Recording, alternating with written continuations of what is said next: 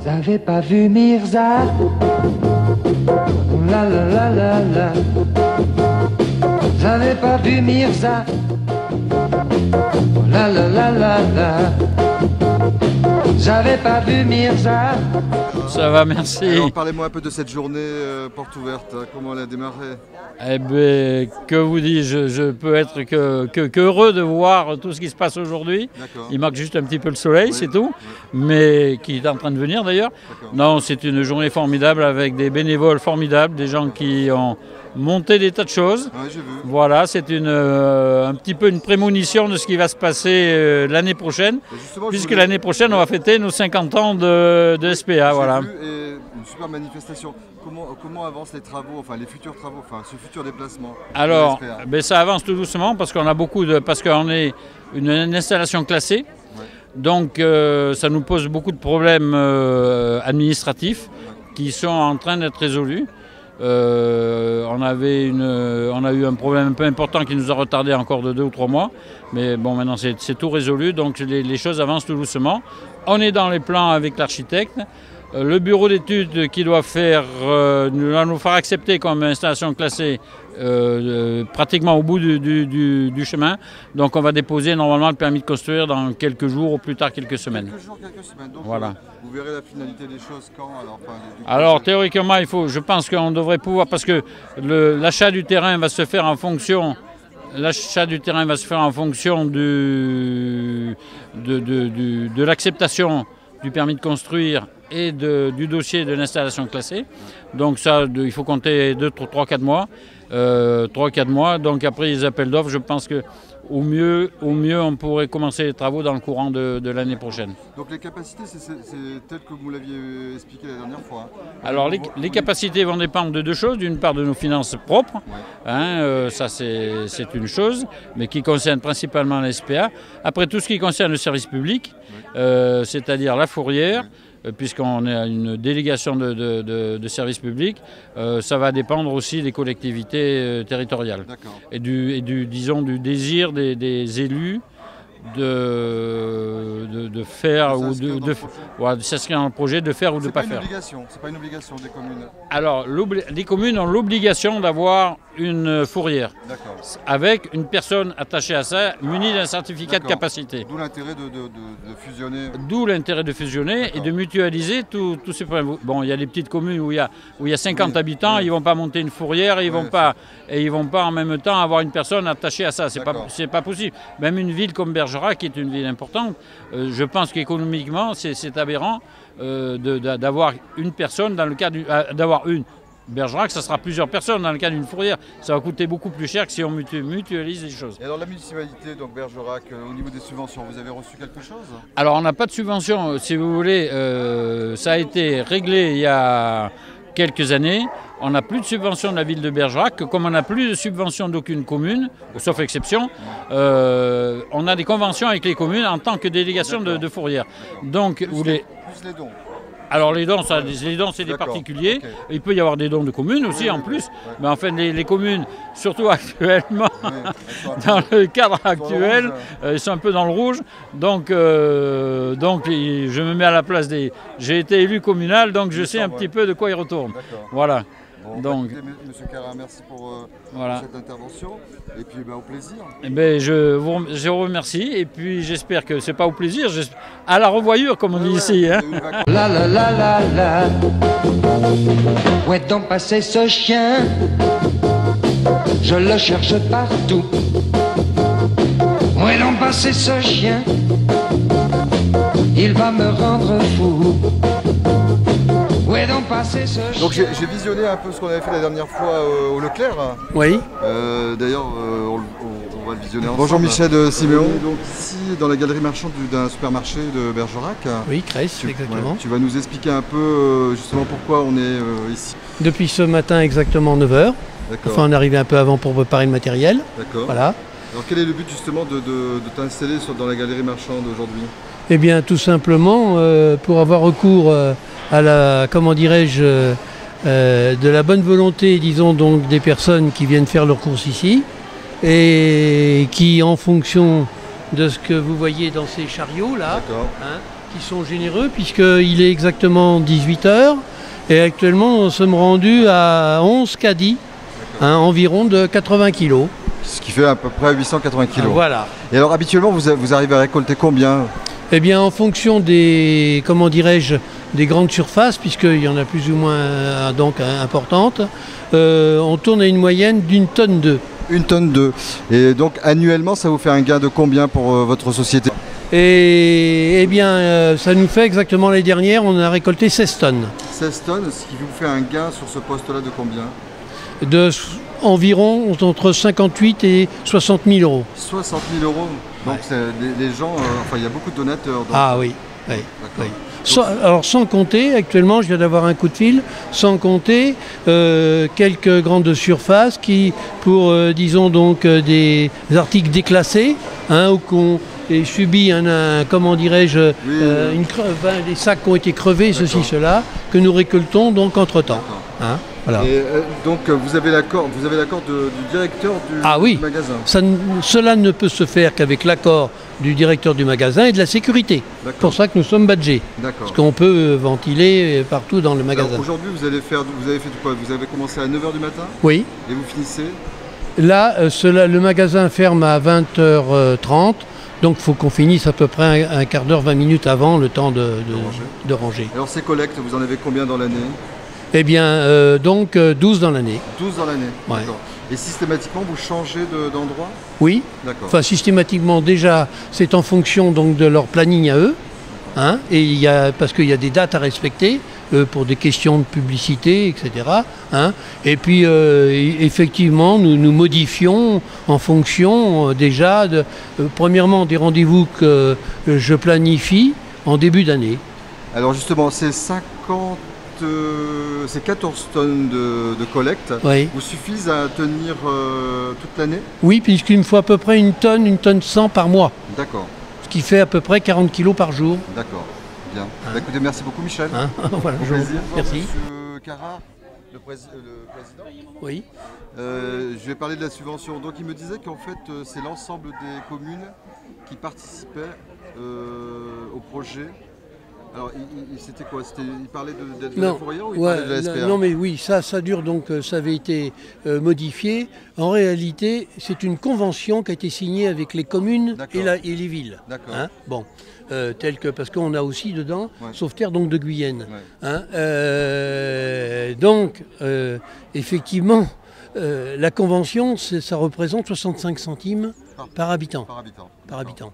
Mais il se passe, disons, donc autre chose, c'est que si on regarde sur le plan national, cette convention ne sert, si vous aimez mieux, que pour la fourrière. Et justement, dans l'esprit des gens, il y a une confusion. Et on est loin du compte.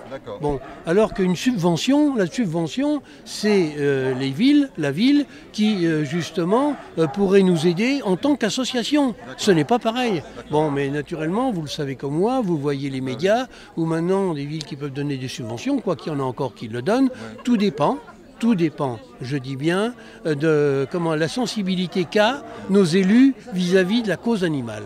Parce qu'en réalité, ça ne tourne qu'autour de ça.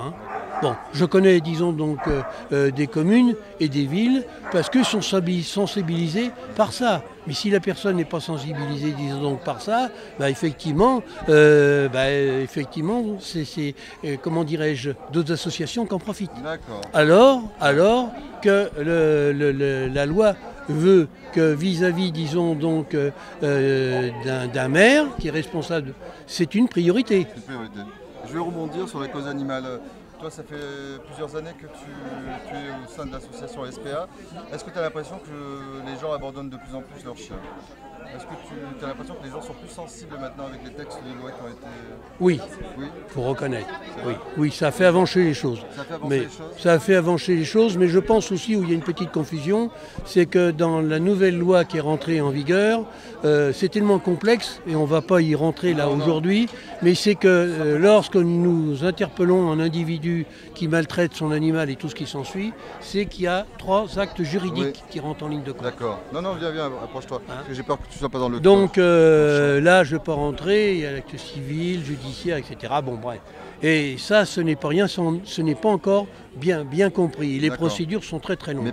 Mais malgré tout, ça fait bouger. Par contre, tu as l'impression qu'il y a de moins en moins de chiens abandonnés, de plus en plus... De moins en moins, comment on peut dire ça? Ce n'est plus pareil. Combien d'euthanasie, par exemple, mensuelles on peut pas, on n'en parle plus, puisqu'à l'heure actuelle, ne serait-ce que par comment dirais-je, les mises en place que nous prenons à l'heure actuelle, nous avons pratiquement pas d'euthanasie.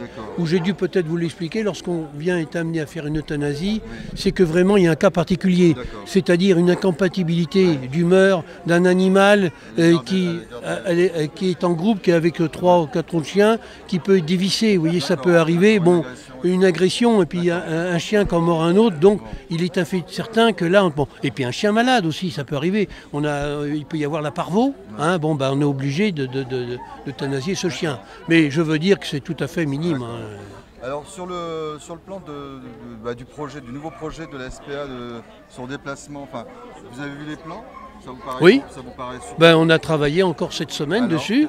On est en train de revoir là. Je peux vous dire, ça avance très bien. D'accord. Ça avance très bien. Bon écoutez, monsieur Misser, on aura l'occasion certainement de le revoir. Mais parce que c'était remodifié depuis, parce que là aussi il y a une loi qui est rentrée, disons, en vigueur il n'y a pas tellement longtemps, concernant les mètres carrés par box. D'accord. C'est combien alors de mètres carrés maintenant? C'est 5 mètres carrés. D'accord. Voilà. Bon, parce que là aussi, il y a les box individuelles, je ne vais pas rentrer donc dans les détails, qui sont donc différents. Voilà. Merci beaucoup, Michel. Ça y est, je le vois, veux-tu venir ici? Je le répéterai pas. Veux-tu venir ici? Ça le bête pas. Quelques mots sur cet événement, sur la journée porte ouverte à Bergerac de la SPA. Écoutez, c'est un événement auquel j'essaie de venir chaque année, parce que c'est un événement, je dirais, important. La SPA joue un rôle très important dans notre ville, et au-delà, puisqu'elle rassemble aujourd'hui plus de 300 communes, je crois, en Dordogne. À la fois en tant que SPA, mais parce que aussi c'est elle qui assure en réalité le service public de la Fourrière. Et je pense d'ailleurs, on vient d'en discuter, il faut qu'on arrive à bien clarifier les deux missions. Mais je crois que c'est en bonne voie. Et puis je veux dire, les gens qui sont là, ce sont des passionnés. Il y a beaucoup de Français, il y a beaucoup de Britanniques aussi. Il y a quand même un effort pour essayer de garder le plus possible les animaux et éviter de les euthanasier. Chaque fois qu'ils peuvent éviter de le faire, ils le font. Je crois qu'il y a... Alors, il y a aussi le problème des locaux, parce que ces locaux sont mis à disposition, sont loués par la ville. Mais aujourd'hui, on voit bien que ces locaux sont vétustes et donc il y a le projet et on espère bien sûr qu'il va aboutir, qui permettra de réinstaller la SPA dans des locaux et la Fourrière du même coup, dans des locaux beaucoup mieux appropriés et adaptés. Il y a des soucis, vous pensez que ça... Je sais qu'ils ont eu, c'est une affaire, c'est une affaire, ils ont eu quelques soucis parce que les locaux qu'ils avaient qu'ils devaient utiliser sont occupés actuellement comme lieu de dépôt. Il faut que avec des contraintes importantes et il faut que ce dépôt prenne fin, s'arrête. Donc normalement, je pense que c'est en bonne voie. Donc j'espère qu'ils vont réussir à concrétiser leur projet parce qu'il y a très longtemps qu'ils y travaillent. L'emplacement est Oui. Mais je veux dire, il y a vraiment ici une équipe de gens très passionnés, très dévoués.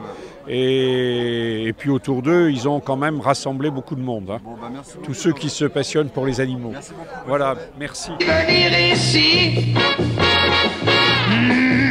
sale bête va. Veux-tu venir ici? Oh, il est reparti.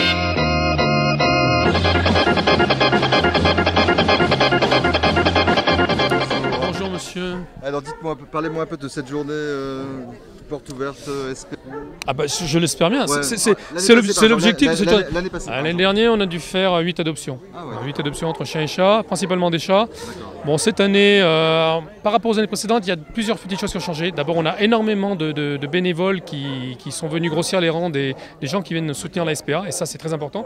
Tous les gens que vous pouvez voir en rouge sont bénévoles et sont là ici. On a beaucoup d'anglais, on a des français, on a pas mal d'animations, on a fait également de gros efforts en matière de diffusion d'informations, affiches, campagnes d'affichage, petites flash sur les radios locales, infos dans la presse locale. Et donc on espère avoir beaucoup de monde et apparemment d'après ce que je vois effectivement on a un peu plus de monde que les années passées. Donc voilà, donc on est en mesure de présenter tous les animaux présents au refuge dans de bonnes conditions, qui sont tous en parfaite santé. Donc on espère cette année faire encore plus d'adoptions que les années précédentes. J'ai vu M. Carrard, j'ai vu M. Siméon et M. Garrigue sur le projet qui avance. Donc apparemment il me disait M. Siméon, M. Garrigue que les projets avançaient très vite et que dans les semaines qui suivent... Alors il y a plusieurs, le projet avance vite, oui, enfin il avance. Disons qu'il y a plusieurs choses qui ont été lancées en termes d'études d'impact, de travail avec l'architecte, de consultation auprès des services de l'État vers la préfecture. Bon, effectivement tout est lancé, et bon, on peut espérer qu'en 2016, on voit débuter le travail de construction d'un nouveau refuge. C'est ce qu'on nous on espère. Maintenant après, on verra ce que fera l'histoire. Voilà. Bah, merci beaucoup. Mais de rien. Et au plaisir.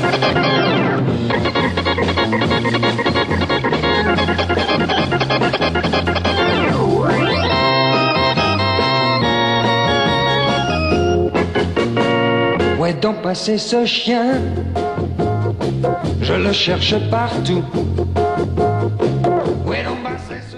Bonjour madame, est-ce que vous pouvez vous présenter votre fonction et ce que vous faites ici au sein de la SPA? Je suis Nicole Saint-Jean, je suis bénévole à la SPA, membre du conseil d'administration et je m'occupe des maltraitances et des animations dans les écoles. Ah, donc vous intervenez auprès des écoles et de quelle façon et avec qui? J'interviens auprès des écoles avec le directeur de la SPA qui passe des petits films et c'est pas forcément dans le cadre des écoles mais plus dans le cadre des animations périscolaires, dans le cadre d'étapes et principalement dans les communes qui en font la demande ou qu'on arrive à contacter. Et donc c'est quoi? C'est une façon de sensibiliser les enfants à la maltraitance? Voilà, c'est une façon de sensibiliser les enfants à la façon dont on doit s'occuper d'un animal, de leur présenter la SPA et de les inciter à venir nous rencontrer.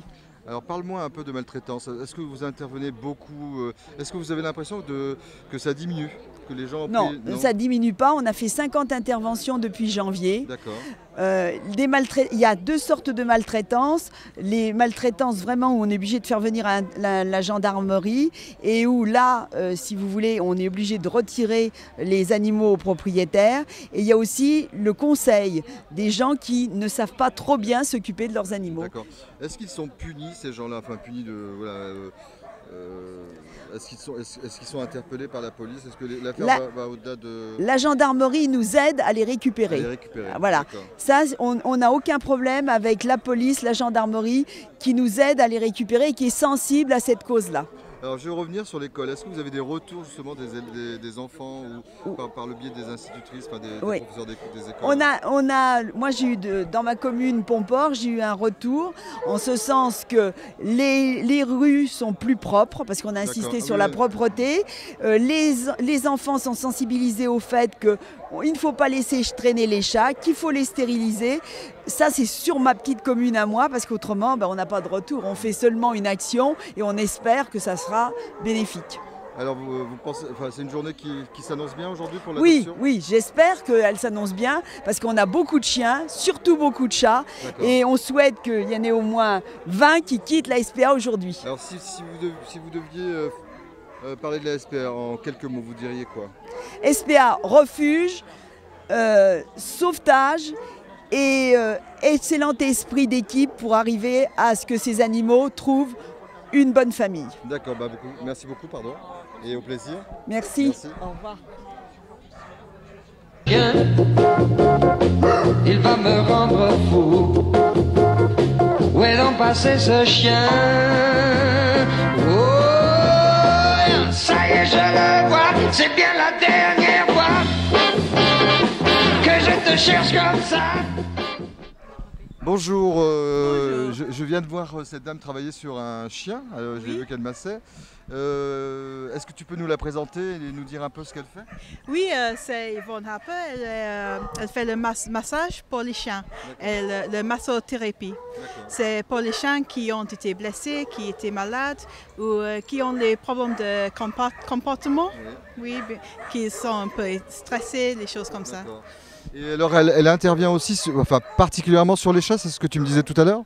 Oui, c'est seulement pour les chiens. Elle est, qui fait l'agility, qui fait les chiens de chasse, les chiens de la maison, de la domestique. J'ai confondu, donc tu dis elle fait que les chiens, c'est ça? Que les chiens. Mais pas les chats? Pas les chats. Ah ok, d'accord. Et les résultats, par exemple ce chien qu'on vient de voir, qu'est-ce qu'il avait comme problème? Il a je ne sais pas les mots en français. Pas grave, des douleurs, Oui, un peu de douleur. Non, il a 5 ans, il n'a pas d'arthrose. Oui, mais il a les petits problèmes de son dos. Au niveau du dos. Oui, c'est ça. Mais alors les chiens habituellement quand ils sont massés par cette dame, on a l'impression qu'ils vont s'endormir, c'est toujours le cas? Ils sont toujours relax? Oui, ils peuvent se relaxer, se détendre. Oui. Elle travaille pour la SPA?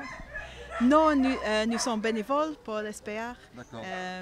Elle peut faire le massage, nous faire les balades avec les chiens aussi. Veux-tu venir ici? Je le répéterai pas. Veux-tu venir ici? Oh, ah oui, te voilà. Veux-tu venir ici? Bonjour monsieur. Est-ce que vous pouvez vous présenter Eh bien, je suis monsieur Marty Daniel, bénévole à la SPA de Bergerac depuis 4 ans et je suis chargé de mission fourrière et puis enquêteur. Alors, en quoi consiste justement enquêteur et mission de fourrière? Alors, enquêteur, c'est faire des enquêtes évidemment sur la maltraitance et les mauvaises conditions de détention. Et donc vous travaillez en parallèle, c'est ce que me disait monsieur Siméon. Vous travaillez en permanence en collaboration avec la gendarmerie. Voilà, gendarmerie, police nationale, police municipale et les mairies. Donc un chien errant. Un chien errant est la propriété de la mairie. D'accord. Et donc c'est la mairie qui nous appelle pour qu'on aille récupérer cet animal, qui est en divagation. C'est vous qui le récupérez? Oui. Ensuite, quel est le chemin de ce... Eh bien, je le récupère, donc je contrôle d'abord s'il est identifié ou pas. Ce qu'a dû faire la mairie avant, mais bon, des fois ils ne le font pas, ou ils n'ont pas ce qu'il faut pour le faire. Donc je contrôle le transpondeur, voir s'il est pucé ou tatoué. Et après, moi, je le prends en compte et je le ramène à la SPA de Bergerac, où il reste 8 jours en fourrière, ce qui est une loi, c'est obligatoire. Et après, il passe à l'adoption. D'accord. Voilà. Il y en a beaucoup de chiens errants? De chiens errants, moi j'en ramasse personnellement tout seul 200 à 250 par an. Par an, 250, par an, quasiment un par jour quoi. Oh, oui, pratiquement. Ouais. D'accord. Et alors sur ces 250 chiens, ils sont souvent perdus? Oui, c'est des abandons volontaires. Volontaires? Ah oui, des abandons volontaires. Alors ces chiens ne sont pas errants, ils sont attachés quelque part? Non, ils sont errants, ils sont sur la voie publique. Et c'est les gens après, quand vous les voyez, qui vous disent nous, ce chien-là, on n'en veut plus? Ou alors c'est parce que... Non, c'est que les personnes ne veulent plus leur animal ou ça ne les intéresse plus, ils le lâchent sur la voie publique, c'est tout. Et ils sont verbalisés si ces chiens sont pucés ou pas? Alors, il y a plusieurs solutions, il y a plusieurs facettes. Vous pouvez avoir des chiens qui sont identifiés, et sur l'identification qu'on retrouve au niveau de la centrale canine, il y a des numéros de téléphone. Et les numéros de téléphone souvent sont obsolètes, c'est-à-dire que la personne a Vous n'avez que le numéro et pas l'adresse? Si, on a l'adresse, mais si les gens ont déménagé, alors là on travaille à ce moment-là au niveau de la mairie, c'est là où la mairie rentre en jeu, on travaille à rechercher les personnes par l'intermédiaire des listes électorales. D'accord. Et vous les retrouvez régulièrement toujours? On trouve, allez, on va dire 32%. Et alors les 30%, la réaction de ces gens? C'est qu'ils l'ont échappé ou alors... Ils le récupèrent? Certains oui, d'autres non. Alors s'ils ne veulent pas le récupérer, il faut qu'ils fassent un abandon. Donc on leur fait faire un abandon. Mais enfin bon, c'est pas... Et ces chiens-là, ces 30% sont finalement adoptés ou euthanasie? Oui. Ah non, euthanasie, c'est un mot qu'on n'aime pas prononcer. J'imagine, c'est pas... Non, l'euthanasie, c'est l'extrême... C'est l'extrême aboutissement, quoi. Un chien qui est malade, qui est vieux, qui a un problème pathologique ou qui est dangereux, qui peut être mordeur. Un chien mordeur, par exemple, celui-là, il va passer, systématiquement, il passe à l'euthanasie. Mais ça, c'est une obligation, bon, ça c'est une question de sécurité. D'accord. Et donc vous êtes de permanence quasiment tous les jours alors? Oui, je suis bénévole quand même, hein, donc j'ai une vie de famille quand même. Oui, mais bon, je suis souvent à la SPA, disons que... Je viens au moins, je fais 2-3 interventions par semaine, facile. Et alors donc j'ai 330 quelques communes, ce qui me représente 330 communes, oui, de conventionnés avec la SPA de Bergerac. Et donc ça me fait, en gros, moi en tant que bénévole, je fais entre 23 et 27 000 km par an avec un véhicule de fonction. Et puis je donne à la SPA entre 300 et 500 heures par an de bénévolat. Et alors le périmètre justement de votre Alors action? le périmètre d'action, je vais jusqu'à Sauveterre de Guyenne. L'autre côté c'est La Roche-Chalais, Saint-Olé, Saint-Michel-les-Parons, tout le secteur là. Et l'autre côté je vais jusqu'à Prades-Carlux qui se trouve 25 km après Sarlat. Voilà, et je tourne dans ce secteur là. Alors les gens c'est les gens qui s'aperçoivent que le chien est errant qui vous appellent ou ils appellent d'abord la SPA? Normalement la marche à suivre c'est quand quelqu'un trouve un animal, administré d'une commune, trouve un animal qui est en errance, il faut qu'il prenne cet animal qu'il le mène à la mairie. C'est le maire qui est responsable de tous les animaux qui divaguent sur la voie publique. Ça qu'il le veuille ou non, c'est comme ça. Donc ce chien est amené systématiquement à la SPA? Oui, il va. Non, alors les mairies, si elles sont conventionnées avec la SPA, doivent avoir un chenil d'attente. Parce que dans la convention de la SPA, il y a un délai de 3 jours qui est prévu pour que la SPA ait le temps de se retourner, organiser, c'est moi qui le gère, donc organiser ces circuits pour arriver à aller chercher le chien. Et alors parmi ces 330 communes, ils ont tous un chenil d'attente? Non, justement. Et c'est là où je travaille, justement, j'interviens chaque fois que je vais dans les communes. Des fois, c'est le maire qui garde le chien chez lui, ou un chasseur qui veut bien le garder, ou un administré qui est assez gentil pour le garder. Ils n'ont pas d'obligation d'avoir un chenil? Si, normalement si. Il faudrait. Mais ça vient petit à petit. Hein.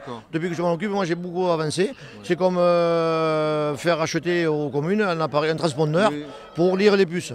Quel est le prix de ce transport? 150, alors il y a deux tarifs, il y a 156 € et 152 €. Oui, donc c'est pas trop... non, c'est pas une fortune. Comme je dis aux communes en souriant, je leur dis vous enlevez 3 pots de fleurs dans la commune et vous payez votre appareil. Et le service de police municipale ont le transpondeur? Ah oui. Police nationale, gendarmerie, et beaucoup de mairies maintenant en ont, ça vient de plus en plus. Ou alors, maintenant dans le groupement des communes, dans l'intercommunalité, il y a une commune qui en a un, et puis ça le passe de commune en commune. Vous êtes le nerf de la SPA? Le nerf, non, je ne suis pas le nerf, je m'occupe de mon boulot, j'adore les animaux. Et je me suis dit, quand je serai à la retraite, j'irai faire du bénévolat à la SPA. Je suis un amoureux des animaux, c'est tout. Vous avez donc des animaux, j'imagine? Ah oui, on en adopte, pas de problème. Bon, ben, merci beaucoup, Daniel. Je vous en prie. Bon courage, alors 500 heures par année. Le courage y est toujours, il n'y a pas de problème. Toujours partant. Quel est le message que vous avez envie de dire sur les gens qui abandonnent? Eh bien que c'est pas très citoyen. Hein. J'aimerais bien que les gens prennent un petit peu leur responsabilité. Parce que quand on adopte un animal à la SPA ou qu'on prend un petit chiot, il faut savoir que c'est un contrat au minimum de 13 à 15 ans. D'accord. Voilà. Alors, vous qui êtes là depuis 4 ans, vous avez l'impression que ça baisse ou c'est toujours... Non, c'est stationnaire. C'est stationnaire. Stationnaire. Même on est un petit peu en régression, mais bon, pas... alors, le pic, c'est quoi? C'est juillet? Ah, juin, juillet, août, là c'est les départs en vacances. D'accord. C'est là où on a le plus de cadeaux. Là. Et puis après les fêtes d'année, les Noël. Quels sont les motifs justement de ces abandons? C'est une histoire de financier? Oui, la plupart, oui. Ouais. Oui. Et puis les responsabilités de savoir ce qu'est un animal. Ouais. Et les gens prennent un petit bout de poil pour les enfants, et le chien il fait 60 kilos. Alors il faut des sacs de croquettes. Ouais, c'est démesuré. Voilà. Et ça coûte cher. Ouais. Ça coûte cher. Vous avez les soins vétérinaires, vous avez la nourriture, vous avez l'entretien. Et après, quand on veut partir en vacances, que fait-on du chien? Voilà. Alors on se rapproche d'un centre de gardiennage. Et puis quand on vous annonce que c'est 13 ou 15 euros par jour, si vous partez 3 semaines en vacances, ça fait un budget. Ça fait un budget. Donc principalement c'est financier, oui. Ou alors démesuré, c'est-à-dire que oui, voilà. Un chien qui, voilà. Et puis déjà, bon, après on a les marginaux aussi qui se promènent dans les rues, qui ne sont pas tous très aplomb, alors donc ils abandonnent aussi, hein. Ou alors ils le perdent carrément. Et puis bon. Et vous intervenez que sur les chiens ou... Oh, je fais du chat aussi, mais très peu. D'accord. Très peu. Le chat, c'est-à-dire que le chat, on ne se déplace pas pour aller le chercher parce que le chat, n'importe qui peut le transporter. D'accord. Vous mettez un chat dans un carton, vous le mettez dans une caisse de transport, il n'y a pas de problème. Là, le chien, oui, le chien c'est plus particulier parce que vous avez des chiens qui sont mordeurs, vous avez des chiens qui sont agressifs. C'est pas facile à maîtriser. Donc si vous n'avez pas la formation pour faire ça, c'est risqué. Donc la SPA vous avez payer une formation? Ah oui, on a la formation, oui, tout à fait.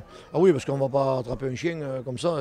Si le chien vous arrive qui vous donne une gueule grande comme ça avec des crocs il faut le maîtriser. Hein. Alors donc là, soit on l'endort, et puis après on l'attrape à la perche et puis bon, Et les relations avec les communes, les mairies? Aucun problème. Enfin, quelques-unes qui sont un peu réticentes où nous avons quelques secrétaires de mairie qui ne sont pas très gentils, mais bon, surtout. En règle, non, il n'y a pas de souci. Même on a des communes qui travaillent très très bien avec nous, en partenariat avec nous, et qui sont sensibles à la vie animale. Mais bon, comme partout, il y a des bons et des mauvais. Hein. Ouais, d'accord. Mais la majeure partie, je ne me plains pas. D'accord. Ça va. Merci beaucoup, Daniel. Voilà. Et puis, bonne journée. Merci. Au revoir. Bye.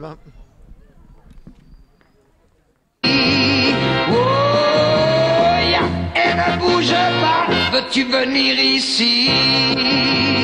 Oh, Satané Mirza. Je suis l'ancienne présidente du Dordogne Ladies Club. C'est une association qui a été formée il y a 25 ans en Dordogne pour des femmes, initialement internationales, toutes internationales. Et alors, nous récoltons beaucoup d'argent pour des œuvres caritatives et, entre autres, évidemment, l'SPA.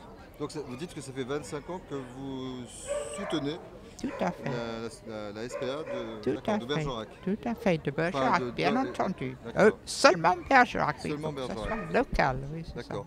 Et alors, vous avez quitté cette fonction de présidente? J'ai quitté, oui, parce que je suis la présidente fondatrice, alors il faut bien que quelqu'un d'autre prenne la place un peu depuis 25 ans. Elle est située où, cette association? Elle se situe un peu dans toute la Dordogne. C'est vraiment, il n'y a pas de QG, en fait, mais on est quand même 170 femmes dans cette association. Et vous savez, les femmes anglaises ne comprennent pas qu'on n'a pas des œuvres caritatives comme on a en Angleterre, parce que tout est caritatif en Angleterre. Alors, pour les animaux, on fait ce qu'on peut ici. Et alors, vous dites que vous avez créé donc, cette association il y a 25 ans. Tout à fait. À la suite de quoi? À la suite, je pensais qu'on avait quelque chose à faire ensemble. On était là dans un pays qui nous a accueillis, donc il faut faire quelque chose pour le pays. Et on fait quelque chose, donc localement, pour des œuvres caritatives, mais que en Dordogne. Voilà. Merci beaucoup, pardon. Mais je vous en prie. Et bonne journée. Merci, vous aussi.